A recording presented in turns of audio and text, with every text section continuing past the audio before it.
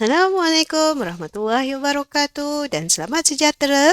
Dalam video ini, teacher ingin memfokuskan tajuk imbangan pembayaran siri 2. Jom kita saksikan.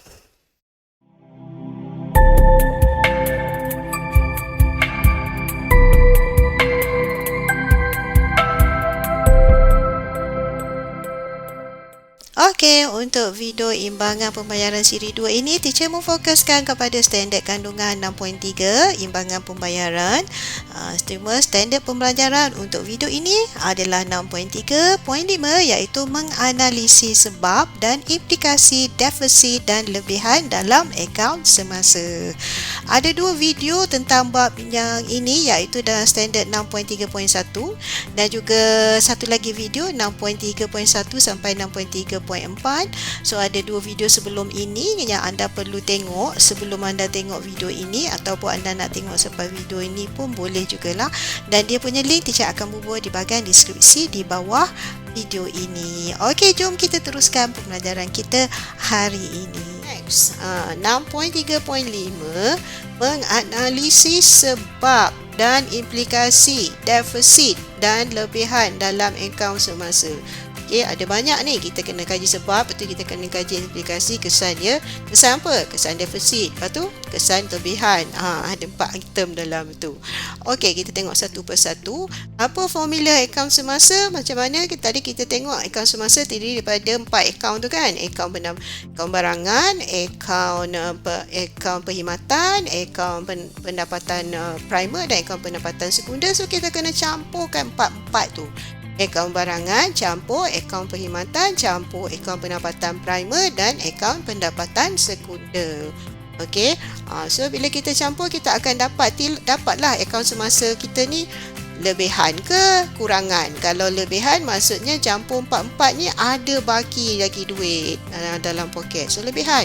Tapi defisit ialah campur 4 ni ada hutang, duit keluar lebih banyak daripada. Okey, kita tengok satu persatu. Okey, kita tengok contoh 1. Okey, macam mana kita kira untuk akaun semasa. Okey, 686,100 juta adalah barang-barang yang kita ekspor. Bila ekspor, duit masuk. Dan 584,600 juta ni adalah duit keluar. Duit keluar tu maksudnya apa? Yang kita import. Bila kita import, kita bayar ke orang, duit keluar. So, baki dia positif ke negatif? Okey, bila ekspor lebih banyak daripada import, duit besar tolak duit kecil, nombor besar tolak nombor kecil, maka tentulah jawapan dia adalah positif. So, kita ada untuk akaun barangan, kita ada 101,500 juta. Dan memang umumnya akaun barangan Malaysia selalu lebihan. Memang kita banyak ekspor barang berbanding dengan kita import barang-barang yang nampak. Okey, macam mana pula cerita akaun perkhidmatan? Okey, kita tengok. Okey, ini bermaksud kita 345,100 juta ni adalah duit masuk. Duit masuk maksudnya apa? Maksudnya orang luar, negara luar, syarikat luar menggunakan perkhidmatan kita, gunakan insurans kita, bank kita, hospital kita. Okey. So, yang ini tapi yang keluar lebih besar. Maksudnya keluar tu macam mana? Kita yang guna perkhidmatan luar. Kita yang guna perkhidmatan dari luar kan.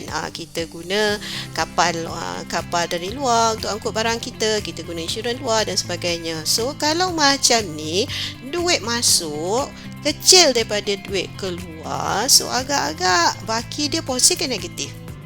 Ya, baki dia adalah negatif negatif 56,500 juta.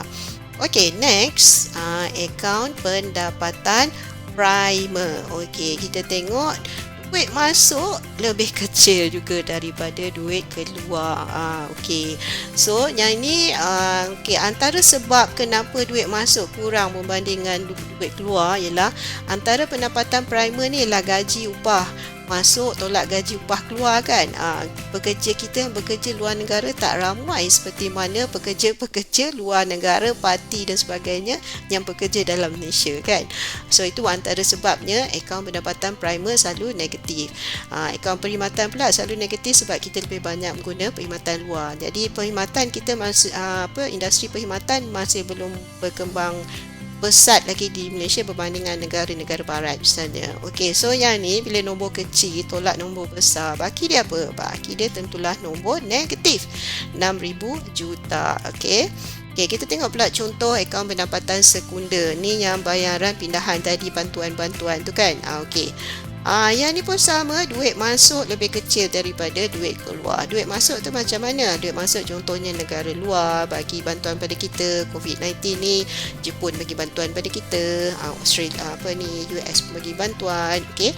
So duit masuk, tapi yang ni duit keluar, kita banyak bagi bantuan kat luar kan. Kita bagi bantuan kepada negara-negara yang mengalami bencana alam. Kita selalu bagi bantuan pada jiran kita Indonesia, mereka ada banyak bencana alam, dan kita banyak bagi bantuan kepada Palestin dan sebagainya. So dekat sini duit masuk lebih kecil daripada duit keluar, so baki dia positif ke negatif? Ya, baki dia negatif. So sekarang kita nak tengok yang ini nombor ni positif, ni negatif, negatif, negatif. So macam mana kita nak kira baki akaun semasa? Kita kena tambah, tapi oleh kerana nombor ni negatif, tambah tolak dia akan jadi tolak. Yang ni tambah tolak dia akan jadi tolak. Ni tambah tolak dia akan jadi tolak. So nombor ni tolak nombor ni, tolak nombor ni, tolak nombor ni. So baki dia positif ke negatif? Anda boleh buka kalkulator anda. Baki dia masih lagi positif, alhamdulillah. So 18,200 juta. So kita ada baki, kita ada lebihan duit dalam poket kan. So ini dinamakan apa? Ini dinamakan akaun semasa lebihan. Okey, tapi kita jarang pakai positif ya, selalunya kita pakai lebihan. Akaun semasa lebihan. Okey. Next, kita tengok contoh 2 pula. Okey, contoh 2. Okey, akaun semasa, kita nak tengok baki akaun semasa. Okey, yang ini okey, kita memang umumnya selalunya kita ekspor barang memang lebih banyak daripada kita import barang. So nombor besar tolak nombor kecil, so kita akan dapati baki dia positif, 42,500 juta. Okey, alhamdulillah. Macam mana pula akaun perkhidmatan?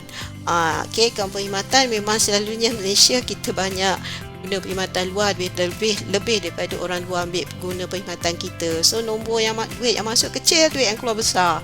Baki dia memang negatif. Okey, negatif 21,500 juta. Kemudian akaun pendapatan primer pula pun memang selalu keluar selalunya lah, tapi tak semestinya, selalunya keluar lebih banyak daripada masuk. Kalau kita cakap pasal pekerja asing, kita lebih banyak pekerja asing di negara kita berbanding rakyat kita yang bekerja di luar negara yang bawa masuk duit ke Malaysia kan. Okey, so baki dia pun negatif. Okey, akaun pendapatan sekunder ni contoh je. Kalau soalan exam, kalau positif lah. Tapi yang teacher tunjuk ni keadaan biasa Malaysia. Okey, baik. Ini akaun pendapatan sekunder pula pun sama, duit keluar lebih banyak daripada duit terima. Kita terima bantuan kecil berbanding dengan kita memberi bantuan kepada negara luar. Okey, so baki dia negatif juga. So sekarang kita nak tahu baki akaun semasa macam mana. Ini kena tambah ni, kena tambah tolak jadi tolak, tambah tolak jadi tolak, tambah tolak jadi tolak. So nombor ni tolak nombor ni, tolak nombor ni, tolak nombor ni. Dan kita tengok bakinya adalah negatif. Maksudnya kita baki duit ke baki hutang? Duit keluar lebih banyak daripada duit masuk. So ini namanya ialah akaun semasa defisit. Okey, kita jarang guna negatif kan, kita selalu guna defisit. So akaun semasa defisit. Okey, jangan guna negatif. Okey, cuba betul lah. Akaun semasa defisit maknanya kita berakhir dengan hutang. Okey, so dua-dua tu boleh berlaku mengikut keadaan semasa. Okey. Alright, baik. So kita terus kepada 6.3.5 sebab lebihan ataupun sebab kurangan akaun semasa. Okey, ini formula tadi akaun semasa. Kita ingat balik, dia adalah jumlah 44 akaun ni tadi. Akaun barangan, untuk barang nampak, akaun perkhidmatan untuk barang tak nampak, akaun pendapatan primer dan akaun pendapatan sekunder. Okey, next. Okey, kita tengok akaun barangan ni dulu yang pertama sebab yang ini baki setiap akaun ni akan mempengaruhi baki akaun semasa. Betul tak? Kan? Okey, sebab ni semua adalah angkubah untuk menentukan akaun semasa ni lebihan ataupun defisit. Okey, kita tengok yang pertama, akaun barangan. Akaun barangan tadi adalah apa? Ekspor barang nampak, tolak import barang nampak. Okey, kalau kita nak akaun semasa lebihan, maknanya apa? Ekspor naik ke ekspor turun? Import naik ke import turun kalau kita nak akaun barangan lebihan? Ya, kita ekspor perlulah meningkat supaya kita dapat lebihan, dan import pula kita menurun, barulah kita dapat lebihan. Macam tu je, tak susah, logik je. Anda perlu hafal, tak perlu hafal, anda cuma faham. Okey, kalau pula akaun semasa menjadi kurangan, bertambah sikit, sebenarnya apa yang berlaku? Yes, mungkin sebab ekspor menurun, kan, ataupun import barang nampak pula meningkat. Okey, so seterusnya kita tengok daripada akaun kedua, iaitu akaun perkhidmatan. Okey, akaun perkhidmatan tadi ialah ekspor perkhidmatan tolak import perkhidmatan. Okey, macam mana kita nak dapat akaun semasa lebihan? Bagaimanakah akaun perkhidmatan ni menjadikan akaun semasa kita lebihan? Jadi kita kena tengoklah setiap satu angkubah ni kan. Okey, baik. So, kalau nak lebihan, maksudnya ekspor perkhidmatan mestilah meningkat. Kita memberi perkhidmatan kepada negara luar lebih perlulah meningkat. Tolak dan import perlulah turun, barulah dapat lebihan. Tetapi sebaliknya, akaun semasa kurangan ialah apabila ekspor tu menurun, import pula meningkat. Ekspor tu menurun, duit masuk berkurang, import pula meningkat, iaitu duit keluar pula meningkat. Jadi tentulah dia akan menyebabkan akaun semasa tu kurangan, bertambah kurang. Okey, kita tengok pula dari segi akaun yang ketiga. Tadi kita dah bincang bagaimana akaun barangan boleh mempengaruhi akaun semasa, dan akaun perkhidmatan bagaimana dia mempengaruhi akaun semasa. Sekarang kita tengok kepada akaun yang ketiga, iaitu akaun pendapatan primer. Tadi kita dah bagi tahu akaun pendapatan primer sama dengan upah semua ni masuk, kan, tolak upah, gaji, faedah, pendapatan pelaburan keluar. So kalau kita nak akaun semasa, duit masuk ni perlulah meningkat, ataupun upah keluar ni perlulah menurun. Duit masuk meningkat macam mana? Maknanya pekerja kita yang bekerja di luar negara mungkin makin ramai. Upah, faedah, pendapatan pelaburan keluar ni menurun macam mana? Menurun mungkin kita mengurangkan kebergantungan kita kepada pekerja pekerja parti, kan, pekerja luar Indonesia dan sebagainya. Okey, tu bahagian satu lagi tu teacher tertinggal tu apa. Okey, next, akaun semasa kurangan macam mana? Terbaliklah. Kalau akaun semasa kurangan, maknanya yang masuk ni bertambah kurang, yang keluar ni bertambah banyak. So tengok sini, upah, gaji, faedah masuk ni, duit masuk menurun. Yang atas ni menurun, dan pada masa yang sama upah, gaji, faedah, pendapatan pelaburan keluar pula meningkat. Duit keluar makin banyak. So dia akan menyebabkan akaun semasa kurangan. Okey, baik. Akaun pendapatan sekunder pula macam mana? Kita dah bincang 3 akaun tadi. Sekarang akaun pendapatan sekunder, bagaimana ia mempengaruhi akaun semasa. Okey, akaun pendapatan sekunder ialah bayaran pindahan masuk tolak bayaran pindahan keluar. Okey, kalau kita nak akaun pendapatan tu menjadi lebihan, akaun pendapatan sekunder ni lebihan, okey, maka bayaran pindahan masuk ni perlulah meningkat, maknanya bantuan dari negara luar meningkat, dan bayaran pindahan keluar perlulah menurun. Bantuan kita kepada negara luar menurun, maka dua-duanya akan menyebabkan akaun semasa menjadi lebihan, sebab baki akaun pendapatan sekunder menjadi lebih positif, kan. Bila lebih positif, maka akaun semasa akan menjadi lebihan. Okey, pada masa ataupun sebaliknya macam mana pula akaun semasa akan menjadi kurangan, bagaimanakah akaun pendapatan sekunder menjadikan akaun semasa kurangan, iaitu apabila duit masuk iaitu bayaran pindahan masuk tu menurun, duit masuk menurun, bayaran pindahan keluar kita bagi bantuan pula meningkat. So dia akan jadi menyebabkan akaun semasa ini kurangan. Okey, so anda dapati tadi teacher dah tunjukkan bahawa akaun semasa dia lebihan ke, kurangan ke, dia meningkat ke, dia menurun ke, boleh dipengaruhi oleh keempat-empat akaun di bawah formula ni. Tapi ada satu lagi faktor, iaitu faktor productivity yang boleh mempengaruhi akaun semasa, bagi akaun semasa. Okey, macam mana kalau kita nak akaun semasa lebihan, maka productivity mestilah meningkat kan. Pekerja kita buat kerja bagus, production keluar, barang keluar lebih banyak. Okey, so maka itu akan menyebabkan akaun semasa lebihan. Okey, next. Kalau nak productivity, kalau macam mana pula akaun semasa boleh menjadi kurangan? Okey, macam mana pula akaun semasa boleh menjadi kurangan? Iaitu apabila productivity menurun. Jumlah barang kita keluarkan menurun, produktiviti pekerja menurun, jadi dia akan menjejaskan akaun semasa akan menjadi bertambah kurang. Okey, alright, seterusnya. Okey, kita tengok beberapa soalan objektif. Okey, soalan pertama, apakah yang dimaksudkan dengan imbangan pembayaran yang besar tadi tu kan? Di bawah imbangan pembayaran tadi ada 3 bawah dia kan. Okey, kita tengok A. Penyata yang merekod jumlah pendapatan dan perbelanjaan sebuah negara dalam tempoh setahun.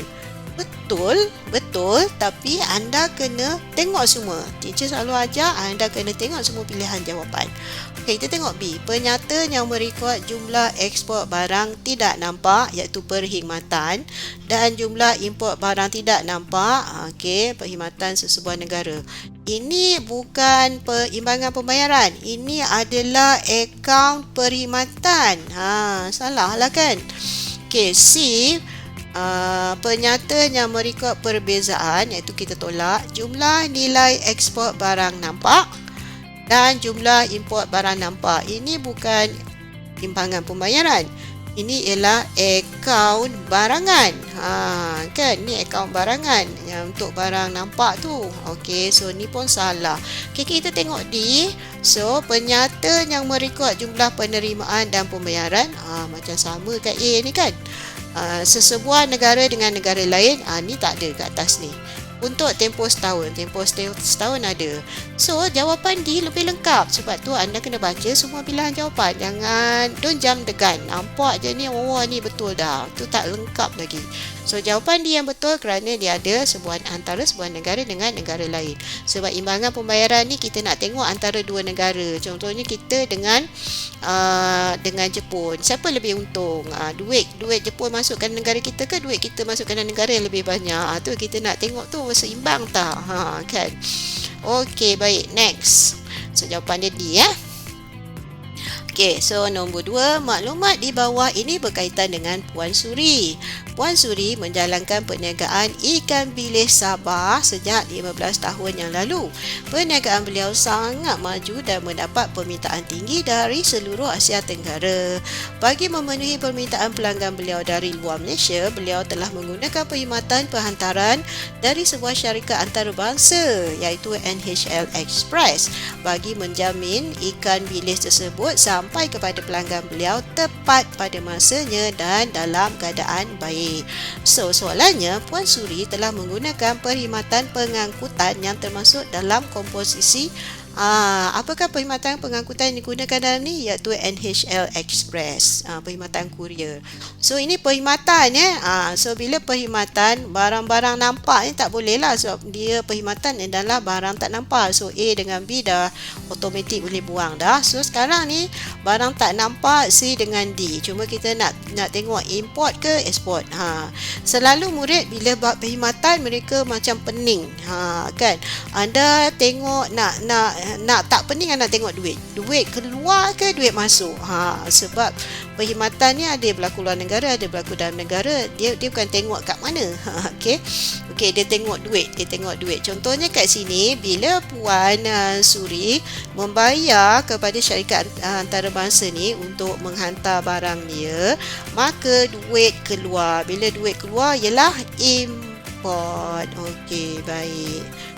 Okey, perkhidmatan ni jangan tengok dekat mana, sebab kita tengok duit. Contohnya kalau dekat Malaysia pun dia boleh jadi import. Contohnya kita duduk kat Malaysia, tapi kita menggunakan kita duk tengok drama Korea. Drama Korea tu import. Duit keluar kan, kita bayar kepada syarikat Korea tu. So walaupun duduk di Malaysia tapi dia kira import. Okay, so dia bukan tengok tempat, dia tengok duit. Duit tu masuk atau duit keluar. Okay, next. Nombor 3.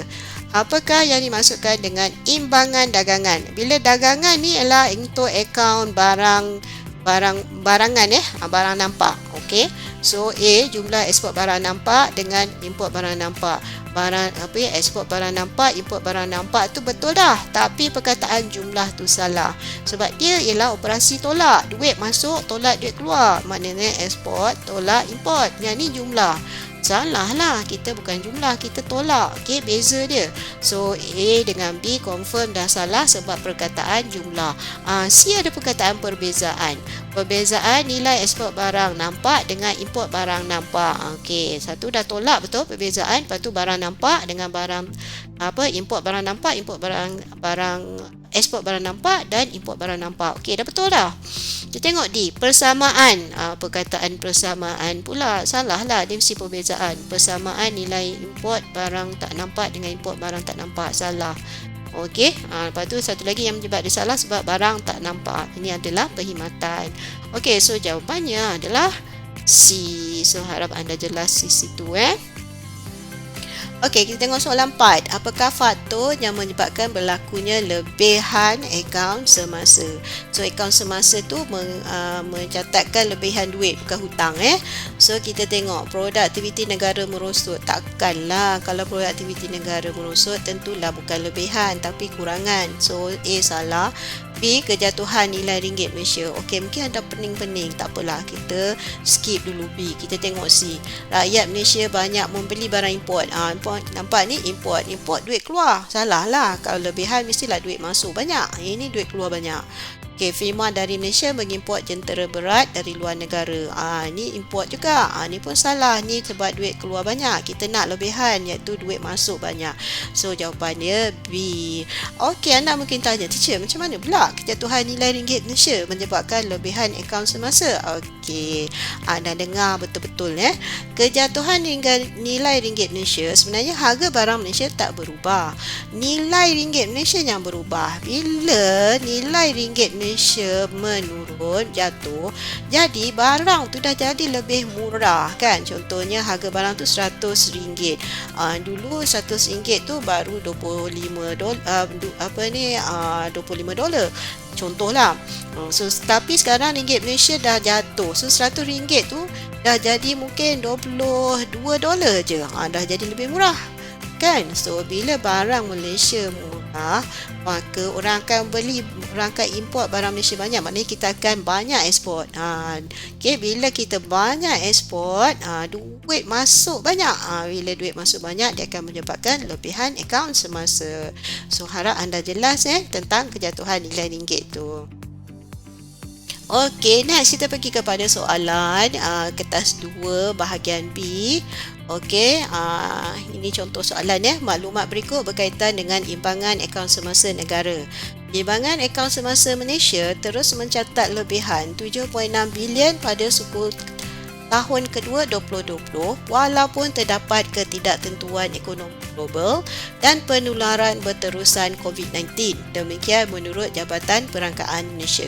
Ketua Perangkawan Datuk Seri Dr. Muhammad Uzair Mahidin memaklumkan lebihan imbangan akaun semasa disumbangkan terutamanya oleh ekspor bersih barangan sebanyak 25.9 bilion dan defisit lebih rendah dalam pendapatan sekunder berjumlah 1.9 bilion. So dia bagi tahu kat sini, faham soalan faham stimulus ni betul-betul. Stimulus ni maksud rangsangan yang dibagi dalam kotak ni. Dia kata imbangan dagangan ni, imbangan akaun semasa mengalami lebihan. Ada berapa sebab? 2. Apa sebab yang pertama? Ekspor bersih barangan. Disebabkan pertama ekspor bersih barangan yang tinggi 25.9. Satu lagi sebab apa? Defisit lebih rendah kan. Makna dia menjadi lebih positif lah. Defisit tu menjadi lebih kecil kan bagi pendapatan sekunder. Okey, so apa soalan dia? Terangkan tentang akaun semasa. Okey, yang pertama dia suruh cerita je. Okey, terangkan. Bila terangkan, anda cuma bagi penerangan. Fakta dah ada. Fakta tu apa? Faktanya ialah akaun semasa. So anda terang je apakah itu akaun semasa, ciri-cirinya. B. Terangkan faktor-faktor yang menyebabkan akaun semasa Malaysia mencatat lebihan 7.6 bilion pada suku kedua 2020. Kita nampak tadi dia dah bagi dua. Sebab. So anda cuma kembangkan jawapan tu, dan C. Cadangkan tindakan yang perlu kerajaan laksanakan untuk terus memperbaiki imbangan akaun semasa. Ni soalan open.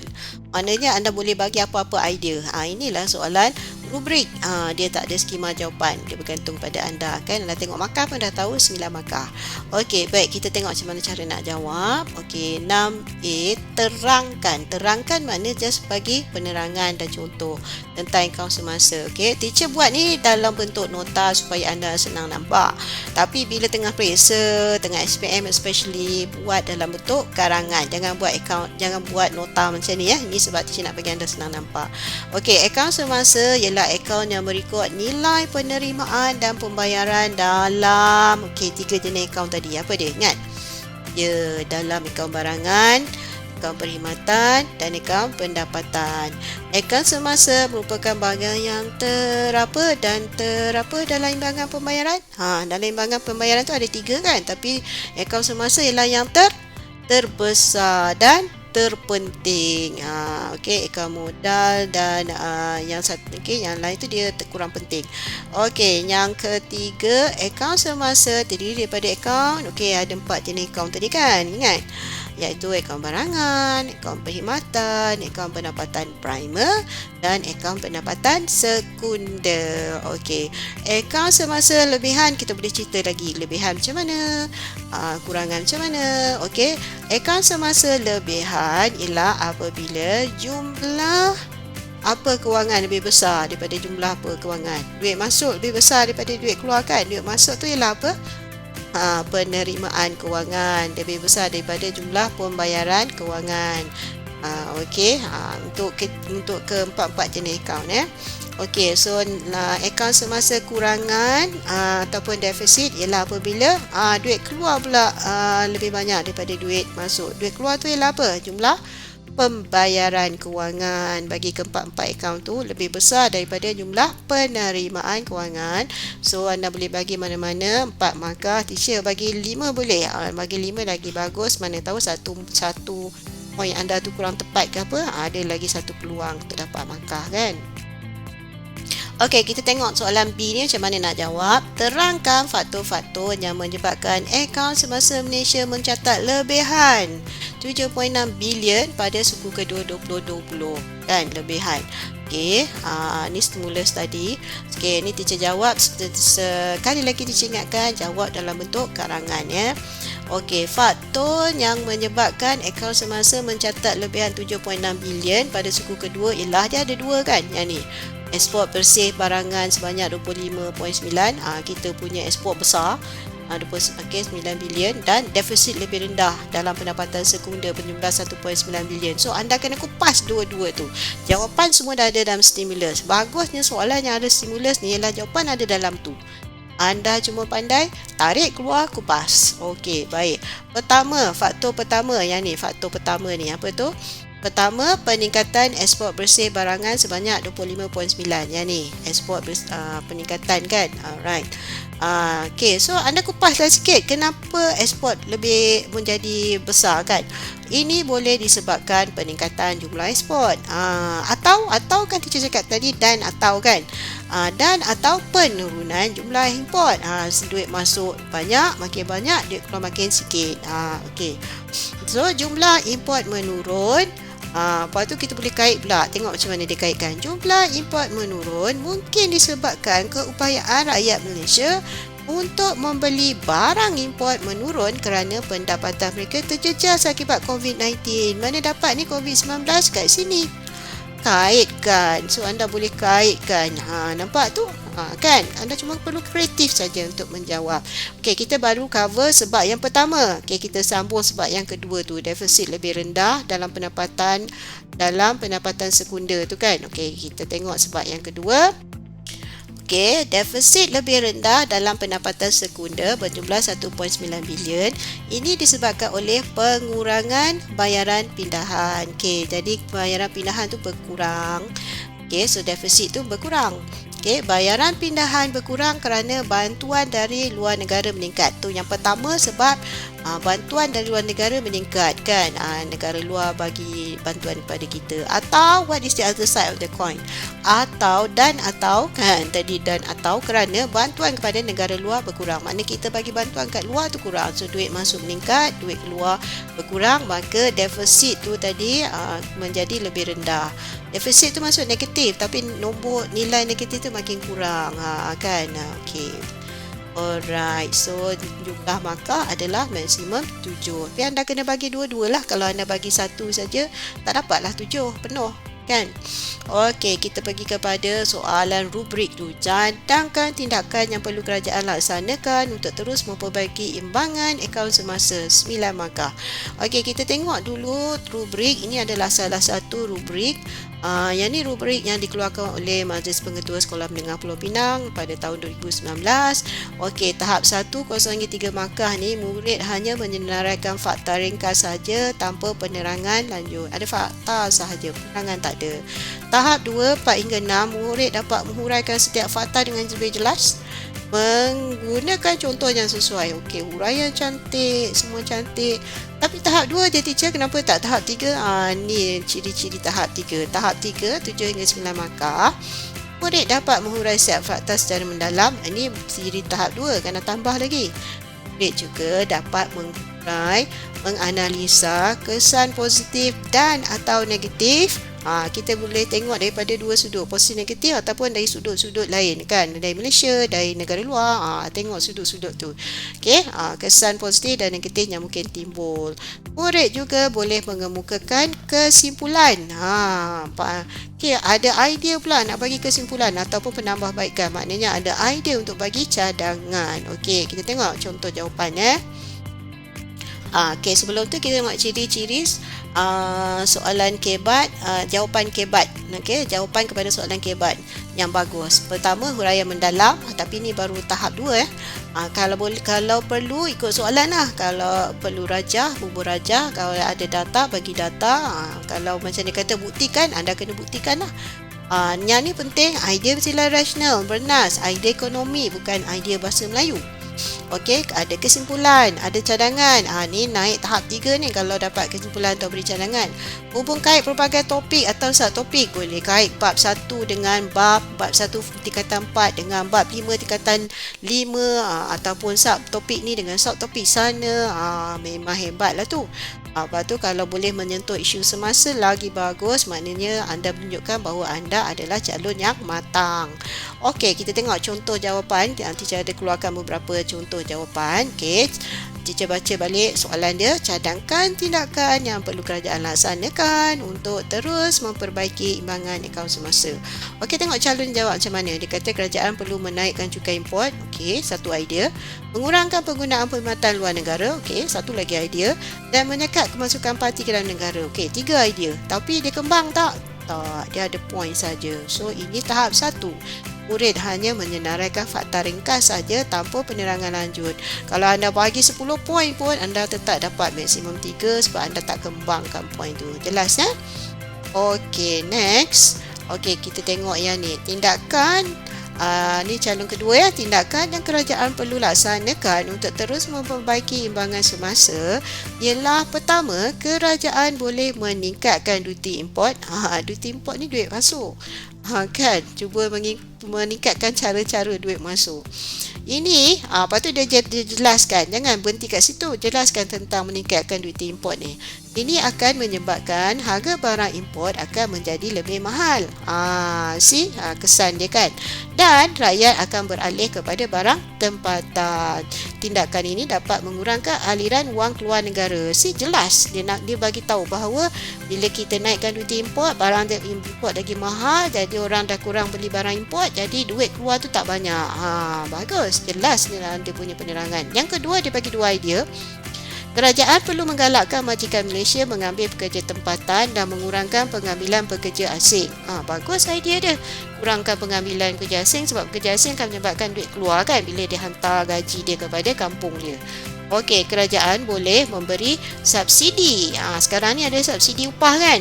Boleh tulis subsidi upah. Subsidi upah atau bantuan kepada syarikat yang menggunakan 1% pekerja tempatan. Tindakan ini juga akan mengurangkan aliran wang keluar negara. So, bagus kat sini dia bagi dua idea dan dia huraikan dengan jelas. Okey. Tapi masih tahap 2. Kenapa murid ini menguraikan setiap fakta dengan lebih jelas menggunakan contoh yang sesuai, excellent lah. Tapi dia tak nampak, dia tidak melihat dari berbagai sudut, dia tak ada cadangan, dia tak ada penambahbaikan. Kita kena naikkan diri kita ke satu tahap lagi. So, kita tengok contoh ni. Okey, ini ada contoh jawapan tahap 3. Tadi sampai sini kan? Lepas tu dia tambah lagi dua perenggan ni. Okey, teacher nak close up, nak zoom apa dia tulis kat situ. Okey, tadi jawapan sama yang tadi, tambah dua perenggan ni. Namun apabila kita menyekat kemasukan pekerja asing, terutamanya pekerja mahir, ia akan menjejaskan produktiviti negara kan. Peningkatan teknologi juga pindahan teknologi juga sukar kerana sukar berlaku apabila pekerja tempatan tidak boleh belajar dari pekerja mahir dari luar negara. Sebab kita belajar teknologi daripada pekerja mahir luar negara kan. So, dia keluarkan cadangan. Saya cadangkan kerajaan hanya menyekat kemasukan pekerja asing tidak mahir kerana masih ramai lagi rakyat Malaysia yang menganggur kerana COVID-19. So, dekat sini dia mengeluarkan dari sudut negatif tindakan sebelumnya atau cadangan sebelum ni, dan dia keluarkan cadangan bagaimana ianya boleh dilakukan dengan lebih baik lagi. So, calon ini dapat mencapai tahap 3. Murid dapat menghuraikan setiap fakta mendalam. Murid juga dapat menganalisis kesan positif, kesan negatif yang mungkin timbul. Kan, ini kesan negatif dia apa? Kalau kita sekat semua pekerja mahir, kita sekat, kita tak dapatlah pemindahan teknologi itu kan. Teknologi transfer. Okey, murid juga boleh mengemukakan kesimpulan atau penambahbaikan. Ada juga kesimpulan. So, this is perfect recipe untuk dapat 9 markah. Baik, terima kasih kerana menonton. Nanti saya harap video ini banyak membantu anda memahami topik ini dan juga teknik menjawab, terutamanya teknik menjawab soalan kebat atau soalan rubrik. Sehingga kita berjumpa lagi di video yang seterusnya. Bye. Terima kasih. Jangan lupa like dan subscribe dan share. Terima kasih.